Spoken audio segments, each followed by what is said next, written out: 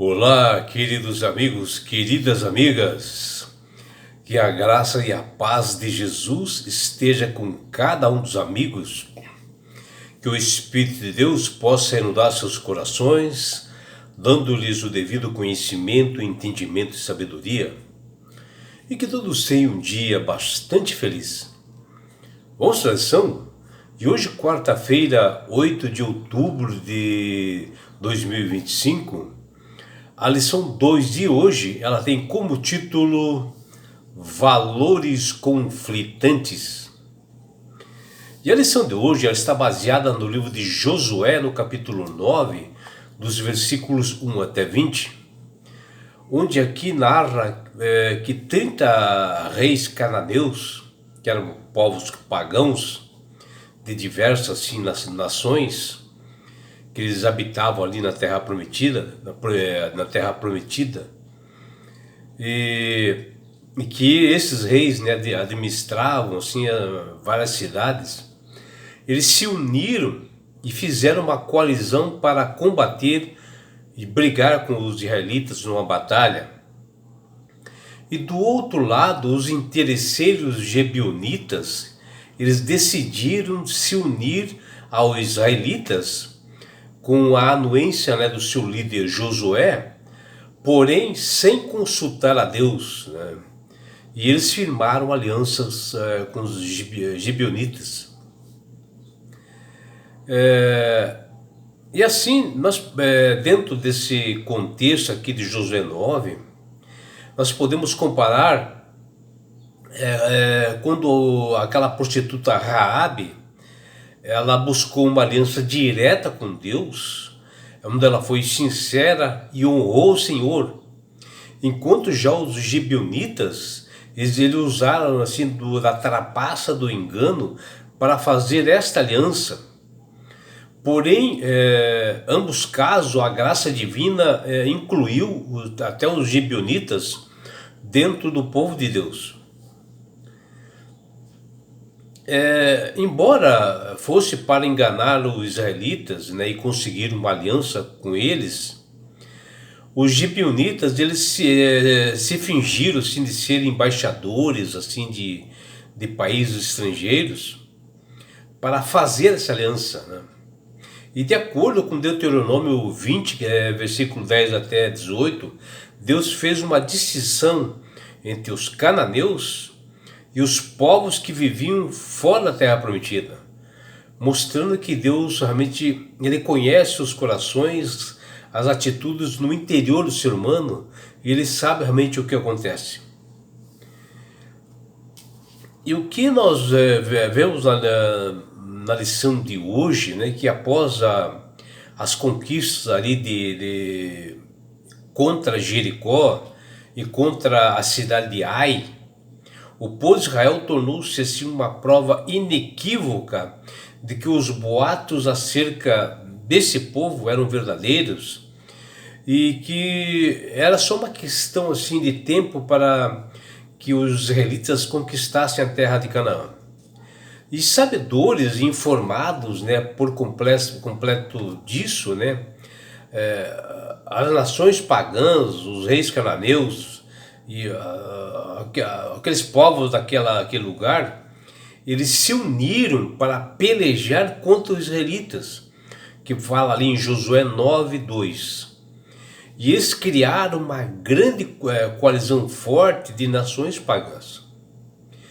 Porém, houve um povo que ele usou de uma estratagema, que eles pertenciam aos cananeus, que está lá em Josué 9:4, que eram os habitantes de Gibeão, que decidiram se unir ao povo de Israel para enganá-los, para se livrarem da destruição divina que ocorreria ali, onde eles se fingiram embaixadores de um país estrangeiro e firmaram essa aliança com Israel. Porém, Deus, que vê tudo, sonda os corações, ele fez uma distinção entre os cananeus e os povos que viviam fora da Terra Prometida, que está lá em Deuteronômio capítulo 20, versículos 10 e 18. E assim a astúcia, né, a estratégia dos gibeonitas era fazer uma aliança com Israel para serem protegidos. E eles falavam ser assim, um povo da terra assim, muito distante. Está lá em Josué 9, versículo 9. E Josué e os príncipes de Israel não consultaram a Deus para afirmar este juramento, essa aliança com estes gibeonitas. E quando descobriram a verdade, já era tarde demais. Eles já tinham firmado esse compromisso, não pelo fato de envolver esse acordo de homens, mas um juramento que envolvia até o nome do Senhor, porque Josué disse o nome do Senhor. E assim a palavra traduzida como astúcia, que está lá em Josué 9,4, pode ter assim um sentido positivo, né, indicando assim prudência e sabedoria, como diz lá em Provérbios 1,4, Provérbios capítulo 8, versículos 5 e 12, ou também negativo, envolvendo uma ação criminosa, como diz lá em Êxodo 21,14, 1 Samuel 23, 22 e Salmo 83, 3. E assim nos casos dos gibeonitas, por trás dos enganos assim, de uma ação traiçoeira, havia a intenção menos destrutiva de autopreservação, que eles acreditavam que Deus haveria de preservar eles. E o discurso dos gibeonitas é incrível e surpreendente, muito semelhante ao que a prostituta Raabe fez, onde ambos reconheceram o tremendo poder de Deus de Israel, admitindo que o sucesso do povo de Israel, as suas vitórias, não era simplesmente um feito humano, mas que havia um Deus grandioso por trás de tudo isto. Quando nós lemos ali Josué capítulo 9, dá para entender que os povos pagãos, os idólatras ali de Canaã, não era apenas conhecedor de milagres de Deus, mas sim também de suas leis, estatutos e mandamentos. Podemos notar que os gibeonitas sabiam muito bem o que eles estavam fazendo, e que ainda que fossem desmascarados, eles estariam debaixo de um juramento feito por Josué e o povo de Israel, que foi solene e imutável. E foi assim que suas vidas foram preservadas e passaram a assumir a condição de servo de Israel, que diz ali em Josué 9, 27. O pouco conhecimento que eles tiveram acerca do povo de Israel e de Deus e suas leis, lhes preservou a vida.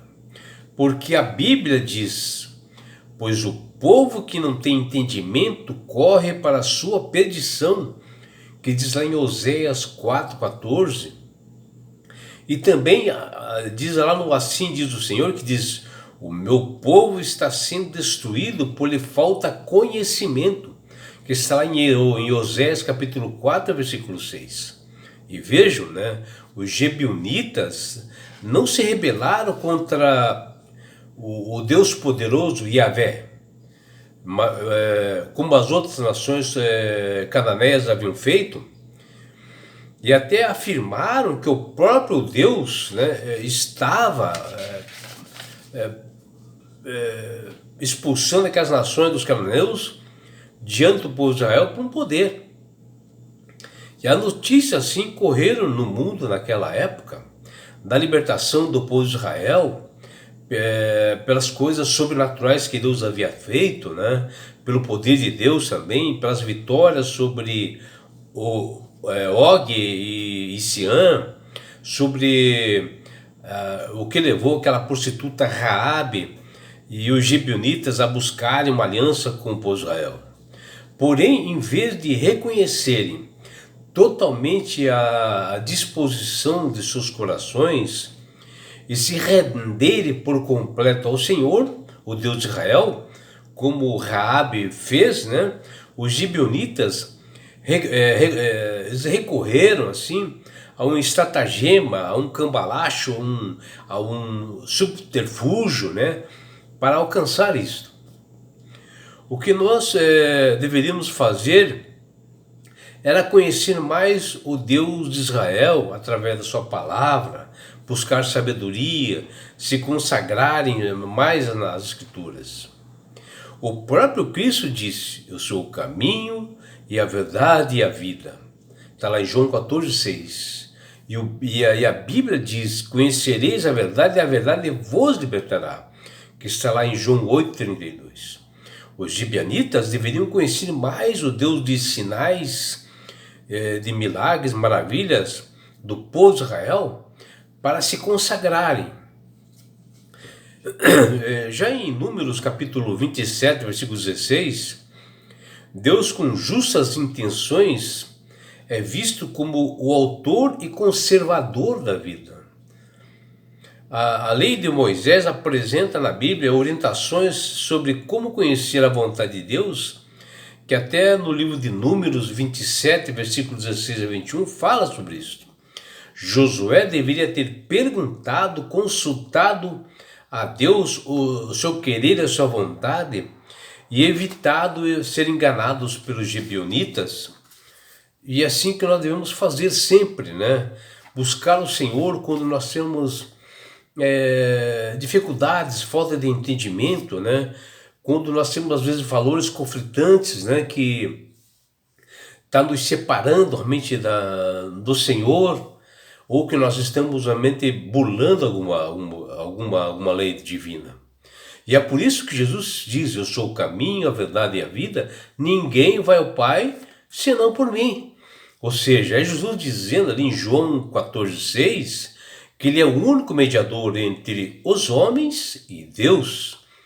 E a salvação só vem somente através dele, Jesus. Não existe outro meio, não existe santo, não existe reverendo, não existe papa, não existe pastor. Existe sim Jesus, que é o único meio de salvação. E quando você aceitar Jesus como Salvador e Senhor da sua vida, obedecendo seus estatutos e mandamentos, meu amigo, minha amiga, você ganhará algo tremendo e grandioso, um presente enorme que chama-se salvação. E com isso, na grande volta de Jesus, ele te levará para as mansões celestiais. Que você, meu amigo, minha amiga, tenha um dia bastante abençoado na presença do Senhor Jesus, que você possa buscar as verdades que estão na palavra de Deus para não ser enganado. Abraços do seu amigo João Carlos Amorim.